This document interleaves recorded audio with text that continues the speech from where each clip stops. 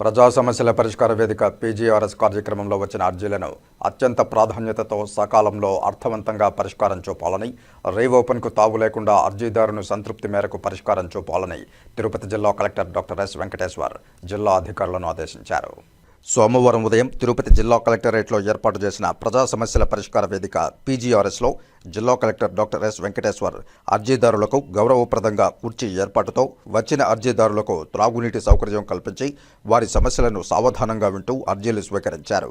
జిల్లాలోని డివిజన్, మండల స్థాయి వరకు ఆర్డీఓలు, తహసీల్దార్లు, ఎంపీడీఓలు తదితర అధికారులతో వీడియో కాన్ఫరెన్స్ అనుసంధానంతో అర్జీదారుల సమస్యలపై అధికారులతో అక్కడికక్కడే వర్చువల్ విధానంలో మాట్లాడి పరిష్కారం చూపారు.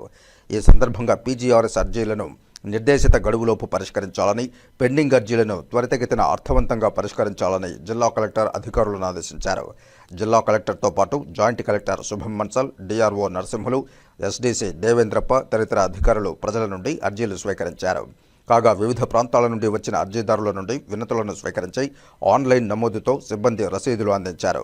Revenue 108, survey and land records 10, rural development 2, medical and health 5, Panchayati Raj 15, municipal administration 8, police శాఖకు 7, అటవీ శాఖకు 1, హౌసింగ్కు 2, ఏపీఎస్పీడీసీఎల్కు 1, ఎన్హెచ్ఏఐకు 1, డిజైబుల్డ్ వెల్ఫేర్కు 1, స్కూల్ ఎడ్యుకేషన్కు 4, వ్యవసాయ శాఖకు 1, ఎస్సీఆర్పీకి 4, ఏపీఐఏసీకి 1, జిఎస్డబ్ల్యూఎస్కు 1, ఐసీడీఎస్కు 1, ఎస్వి జూకు 1, దేవాదాయ శాఖకు 1, తుడాకు 1, సివిల్ సప్లైస్కు 6, రాస్కు 1 వెరసే 183 వినతులు రావడం జరిగిందని, సంబంధిత అధికారులందరూ సదరు అర్జీలపై ప్రత్యేక దృష్టి సారించి వేగవంతంగా పరిష్కరించాలని గ్రీవెన్స్కు హాజరైన వివిధ శాఖలకు సంబంధించిన జిల్లా అధికారులను కలెక్టర్ ఆదేశించారు.